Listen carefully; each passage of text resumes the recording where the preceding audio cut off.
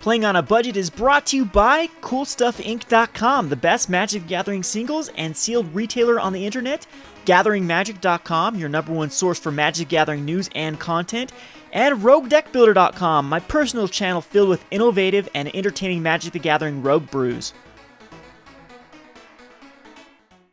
Hi there, it's Kevin with GatheringMagic.com with another episode of Playing on a Budget. This week we're going to be piloting a list that was sent in to us by a fan. His name is Perrin, and he was able to build a Phenax deck that has been doing very well at his local game store, so I thought I would give it a try.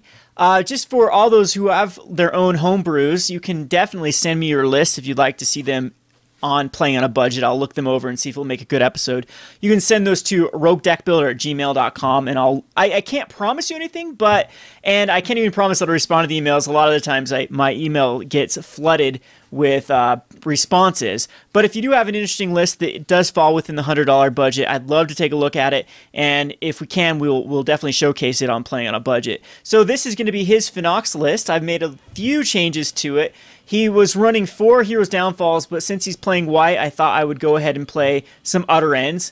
Now, Heroes Downfalls are about $9 right now, so they're not the most budget card. But again, our budget is $100, so we can actually fit in cards like Heroes Downfall if we save on other pieces of our deck. And how we are saving on this deck is all of the creatures, even Phenax himself, are quite affordable. Speaking of prices, we'll just jump over to CoolStuffInc.com and look at how much the deck will cost.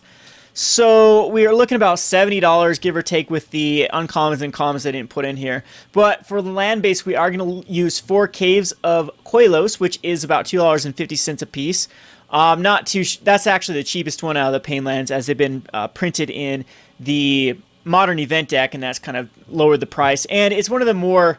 Right now, white-black isn't, besides Mardu, white-black hasn't seen nearly as much play as the red-blue lands, or...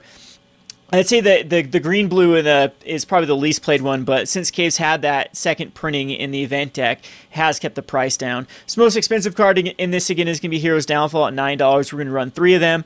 King Macar, we're going to run 2 of them, which is 50 cents. Phenax for a Mythic, $3.50 at 3. That's a pretty good deal. And we're actually going to run 4 Stain the Mines. I've updated the list since I put these in Cool Stuff. So actually, you're going to run 4 of these. And then Temple of Deceit, again, this is going to be the least expensive of the temples, or one of the least expensive, as was in Theros, and Theros is open quite a bit. So these are just going to cost us $10 for 4 of them. I'm also going to include a 1 of Urborg, Tomb of Yawgmoth to help out with the mana base. Like any of these caves, we won't have to ping ourselves, or if we just have a basic island or a plane, it'll be able to be tapped for black if we have an Urborg, Tomb of Yawgmoth. And we do have a few things, like in our sideboard especially, that do require double black. And then 3 of the Utter Ends. So uncommons might run a little bit. We do have Drown in Sorrows and Banishing Lights, but I did not include them in the price list here. But it's going to easily put us under that $100 budget. So just go back over to the deck list again. What this is going to do is you are going to use Phenax as the finisher. This is just going to be a typical control list. And we do have a bunch of stall cards in the form of Wall of Frost, Monastery Flock, Dragon's Ice Savants, and the King Macar is going to actually be kind of a finisher as well, or he could sort of be control / can get into there for some incremental damage, but eventually you probably will just use him to start milling out. And it is double black, which will be able to get Phenax active with another Wall of Frosty 4. Oop, not quite actually. So you'd actually need one more thing out with a Wall of Frost and King Macar. So Phenax himself is very rarely going to be active for the 7 mil, but it's going to put them on a quick clock with Wall of Frost. And in today's metagame with cards like the Satyr Wayfinder and the Commune with the Gods, they're going to be self-milling. And we might be able to help them out a little bit by milling cards for Treasure Cruise, but again, if they are a self-mill deck, they're just taking down their total library total for us, and it won't be that hard to actually mill them out. So we're going to use as far as control, I'm going to use a 1 of Last Breath main board. We have 2 Banishing Lights, just a 1 of Negate, and a 1 of Stain the Mind. I might actually go up in the main board with Negates, because I can't think of a deck right now that Negate isn't super powerful against. We have 4 Read the Bones for card draw. We have, again, all the stall cards in the form of these walls. The Dragon Eye Savants, the Monastery Flock, the Wall of Frost, the Nyx-Fleece Ram are just going to come out early and then stall the board until we can get a Phenax. And again, all of these have at least 5 toughness or higher that will be very few turns to actually mill them out.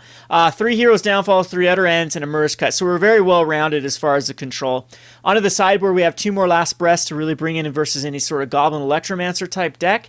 These Last Breaths can also be used on our own creatures if we have to gain life.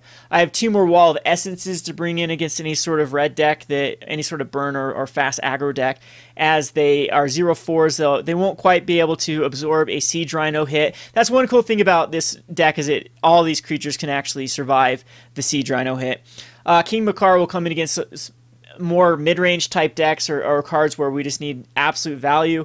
We have 3 more Stain the Minds to come in against versus Control or any mid-range deck, 4 Drowned Azaros to come in versus aggro decks, and 2 more Negates to come against those mid-range / Control and Disdainful Stroke. So we have a pretty good plan against the Elspeth Control type decks, as we can either Stain the Mind out the Elspeth, or we can use Disdainful Stroke, negate. You know, we have lots of answers for that, Utter End, things like that. So anyway, we're going to give this deck a whirl. Again, this is a shout out to Perrin. He is the deck creator, and we'll see how well his list does. This has been Kevin with GatheringMagic.com. Thanks for watching. Thanks for watching Playing on a Budget. If you haven't already, please subscribe to Gathering Magic and check out our Playing on a Budget playlist, which contains every episode. Thanks again, and hope to see you soon.